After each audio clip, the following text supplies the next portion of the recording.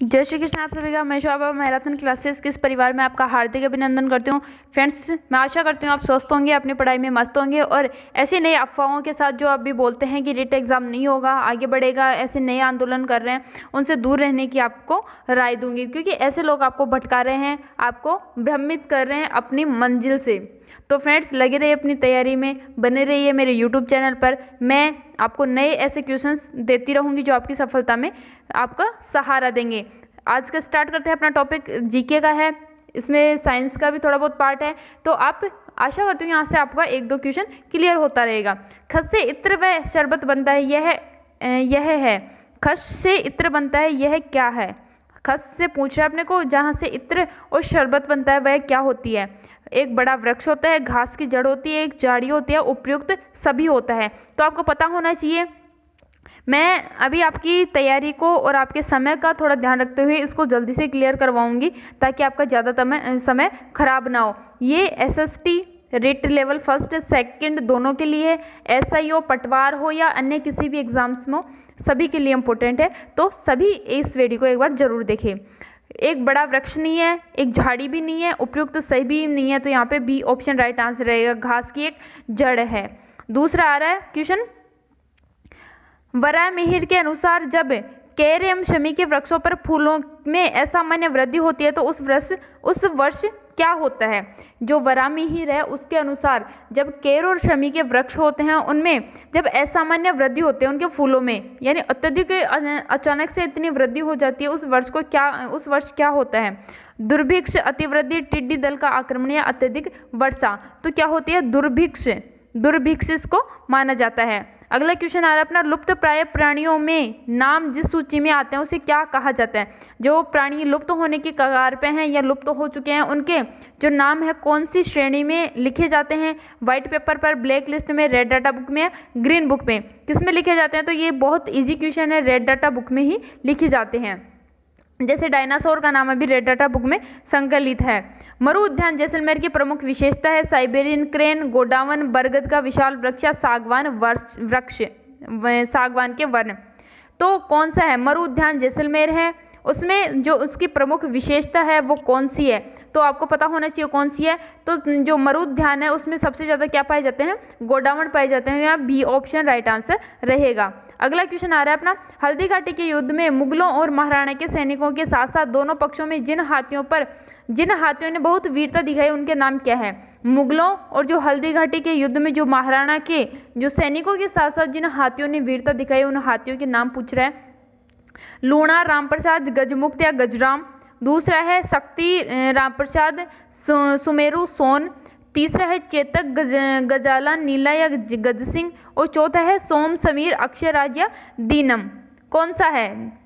कौन सा रहेगा इसमें? तो पांचवें क्वेश्चन में कौन सा ऑप्शन रहेगा? तो आपको पता होना चाहिए कौन सा रहेगा। लूणा, रामप्रसाद, गजमुक्त और गजराम, ये इन हाथियों ने वीरता दिखाई थी हल्दी घाटी के युद्ध में। राजस्थान का प्रसिद्ध देबारी समझौता मेवाड़ के कौन से शासक के समय हुआ था? बहुत इंपॉर्टेंट क्वेश्चन है। देबारी समझौता बहुत बार पूछा जाता है, और कौन से शासक के समय हुआ था? संग्राम सिंह द्वितीय के समय, अमर सिंह द्वितीय के समय, जगत सिंह द्वितीय के समय या जय सिंह के समय? तो कौन से के समय हुआ था? तो आपको पता होना चाहिए किसके समय हुआ था। अमर सिंह द्वितीय के समय ये देबारी समझौता हुआ था। अगला क्वेश्चन आ रहा है, मेवाड़ के कौन से शासक ने चालुक्य के समान उपलब्धि उमापति वरलब्ध प्रौढ़ प्रताप धारण की थी? अब ये उपलब्धियाँ जो उनको प्रदान की गई है, जिन महाराणाओं को, जिन व्यक्तियों को, वो बहुत बार टारगेट करता है एग्जाम में, बहुत बार पूछ लेता है कि कौन सी उपलब्धियां किसको प्रदान की गई है, किसको कहा गया है, किसके द्वारा दी गई है, कब दी गई है, किसके संबंध में दी गई है। तो ये बहुत बार एग्जाम में टारगेट करता है। तो देखते हैं किसको, मेवाड़ के कौन से शासक ने चालुक्यों के समान, चालुक्य जो वर्ग था उनके समान उमापति या वरलब्ध प्रौढ़ प्रताप को धारण किया था? समर सिंह ने किया था, राणा सिंह ने किया था, तेज सिंह या जेत्र सिंह ने? किसने किया था? तो आपको पता होना चाहिए किसने किया था। तेज सिंह ने किया था। तेज सिंह, सी ऑप्शन यहाँ पे अपना राइट आंसर रहेगा। अगला क्वेश्चन आ रहा है, डेबर झील का निर्माण किस गोहिल वंशीय शासक ने करवाया था? एग्जाम्स में पूछ लेते हैं, छोटी से लेकर बड़ी एग्जाम, हर क्वेश्चन टारगेट किया जा सकता है, तो आपको हर क्वेश्चन देखना चाहिए। स्किप नहीं करना वीडियो लास्ट तक देखना है और अपने सभी फ्रेंड्स के साथ, फैमिली मेम्बर्स के साथ और अपने सभी जो ऐसे फ्रेंड्स हैं जो तैयारी कर रहे हैं या नहीं कर रहे हैं उन सभी के साथ शेयर करना है। तो डेबर झील का निर्माण किस गुहिल वंशीय शासक ने करवाया था? महाराणा जयसिंह ने, संग्राम सिंह द्वितीय ने, महाराणा भीम सिंह ने या महाराणा सरदार सिंह ने? किसने करवाया था डेबर झील का निर्माण? तो आपको पता होना चाहिए डेबर झील बहुत बार एग्जाम में टारगेट होती है, महाराणा जयसिंह ने करवाया था। अगला क्वेश्चन आ रहा है अपना, निम्न में से कौन सा युग्म गलत है? अब अपने को गलत देखना है कौन सा है। कुंभा के प्रधान शिल्पी मंडन, कुंभा के जो प्रधान शिल्पी थे उनको क्या कहा? मंडन। कुंभा के धर्मगुरु उन्हें महेश भट्ट, कुंभा के दरबारी कवि कहना व्यास और कुंभा के संगीत गुरु श्री सारंग व्यास। कौन सा इसमें गलत है, यानी असंगत पूछ रहा है अपने को, तो कौन सा इसमें असंगत है? कुंभा के धर्मगुरु महेश भट्ट नहीं थे, महेश भट्ट नहीं थे, यहाँ पर बी ऑप्शन अपना राइट आंसर रहेगा। अगला क्वेश्चन आ रहा है, जयपुर में समाधि प्रथा, कन्यावध, सती प्रथा, मानव व्यापार आदि कुप्रथाओं पर प्रतिबंध किसके द्वारा लगाए गए? अब अपने को पता होना चाहिए सती प्रथा पर रोक राजा राममोहन राय ने भी लगाई थी, कन्यावध कन्या भ्रूण हत्या पर भी, समाधि प्रथा पर भी। तो ऐसे मनुष्य जो व्यापार होता है, मानव का जो व्यापार होता है उस पर जो प्रतिबंध सबसे पहले लगाया था वो किसने लगाया था? राम सिंह द्वितीय ने, प्रताप सिंह ने, जगत सिंह ने या मान सिंह द्वितीय ने? किसके द्वारा लगाया गया था? आपको पता होना चाहिए राम सिंह द्वितीय द्वारा ये प्रतिबंध लगाया गया था। अगला क्वेश्चन आ रहा है, मान सिंह द्वितीय को वृद्ध राजस्थान का राज्य प्रमुख बनाया गया। जो मान सिंह द्वितीय था उसको वृद्ध जो राजस्थान का निर्माण हो रहा था उस समय जब तीसरा चरण या चौथा चरण अपना था कि वृद्ध राजस्थान बन गया, उसका जो राज प्रमुख बनाया गया वो कब बनाया गया? 30 मार्च 1949 को, 1 मार्च 1949 को, 2 मार्च 1949 को या 15 मार्च 1949 को कब बनाया गया था? तो आपको पता होना चाहिए कब बनाया गया था। इसमें बता दूं कौन सा बनाया था? 30 मार्च 1949 को जब वृद्ध राजस्थान का निर्माण हो रहा था और उसी समय उनको राज प्रमुख बनाया गया था। अगला क्वेश्चन आ रहा है, मिर्जा राजा जयसिंह का अंतिम अभियान कौन सा था? मिर्जा राजा जयसिंह का जो अंतिम अभियान था वो कौन सा था? लाहौर अभियान, बीजापुर अभियान, गोलकुंडा अभियान या मराठा अभियान? कौन सा अभियान रहा है इसमें? तो आपको पता होना चाहिए कौन सा है, बीजापुर अभियान इसमें रहा है। राजस्थान के संबंध में बहुत से इंपॉर्टेंट आपको यहाँ पर क्वेश्चंस मिल रहे हैं, तो आप इसको ना स्किप किए, ना किसी को इससे वंचित किए, हर किसी के साथ शेयर कीजिए, हर किसी को ये अवसर दीजिए ताकि वो भी ऐसे नए क्वेश्चंस पढ़ सके।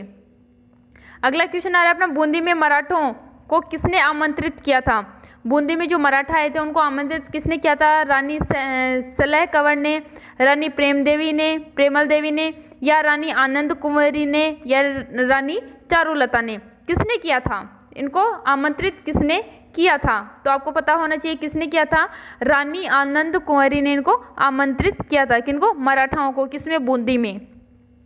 अगला क्वेश्चन आ रहा है अपना, कौन पृथ्वीराज चौहान तृतीय के समकालीन शासक नहीं था? तो ऐसे क्वेश्चन भी आ जाते थे। अभी जो पिछले एग्जाम लगे उनमें आया था अकबर का समकालीन कौन था, सिकंदर का समकालीन कौन था। ऐसे क्वेश्चंस बहुत एग्जाम में टारगेट करता है या सुमेलित असुमेलित करके अपने को पूछ सकता है, तो ऐसे क्वेश्चंस आप तैयार रखिए।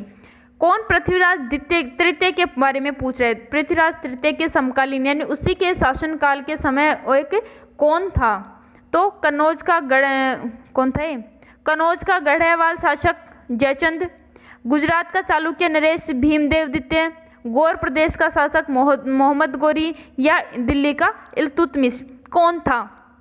अपने को पता होना चाहिए कौन था, बताइए जरा कौन था, कमेंट्स कीजिए कौन था। यहाँ पर कौन था? कनौज का गढ़वाल शासक जयचंद था। ए ऑप्शन यहाँ पे राइट आंसर रहेगा। अगला क्वेश्चन आ रहा है, प्रतिहार वंश की स्थापना कब तथा कहाँ हुई थी? अब प्रतिहार वंश के लिए पूछ लिया तो मैं आपको सिंपल सा बता देती हूँ, 8वीं शताब्दी में अवंती में प्रतिहार शासन वंश की स्थापना की गई थी। कहाँ की गई थी? 8वीं सदी में जो है अवंती में इसकी जो स्थापना है प्रतिहार वंश की वो की गई थी। अगला क्वेश्चन आ रहा है अपना, प्रतिहार शासक जिसने जालोर में अपनी राजधानी स्थापित की थी? वह प्रतिहार शासक जिसने अपनी जालोर में राजधानी स्थापित की थी वह कौन सा है? नागभट्ट, वत्सराज, महेंद्रपाल या मिहिर भोज? कौन था? तो आपको पता होना चाहिए कौन था जिसने जो है जालोर में अपनी राजधानी स्थापित की थी। किसने की थी? तो नागभट्ट प्रथम ने अपनी राजधानी जालौर में स्थापित की थी। अगला क्वेश्चन आ रहा है अपना, किस पुराण में प्रतिहार वंशीय राजपूतों को गुर्जर कहा गया? कौन सा प्रतिहार वंश है जिसमें राजपूतों को गुर्जर कहा गया? श्रीमद् भागवत गीता, विष्णु पुराण, स्कंद पुराण या शिव पुराण, किसमें कहा गया? तो यहाँ पर बहुत इजी सा है, स्कंद पुराण में जो राजपूत हैं उनको गुर्जर कहा गया है। तो आज का अपना टॉपिक यही थे। 17 क्वेश्चन आपके कमेंट्स करके मेरे को बताइएगा कि कौन से टेस्ट में आपके कितने क्वेश्चन सही हो रहे हैं, कहाँ तक आपकी तैयारी चल रही है। तो फ्रेंड्स मिलते हैं नए वीडियो के साथ, तब तक जय श्री कृष्णा। बने रहिए मैराथन क्लासेस के यूट्यूब चैनल पर नए वीडियोस देखने के लिए, नए क्वेश्चंस देखने के लिए और अपनी तैयारी को गति देने के लिए। और अपने सभी फ्रेंड्स के साथ को शेयर करना। नए चैनल पर नए हैं तो लाइक शेयर सब्सक्राइब कर दीजिए, पास में लगे बेल आइकन को प्रेस कर दिए ताकि वीडियो की नोटिफिकेशन आपके पास तक पहुंच जाएगी और जैसे ही नोटिफिकेशन आपके पास तक आए तो आप वीडियो देख सकें। जय श्री कृष्णा।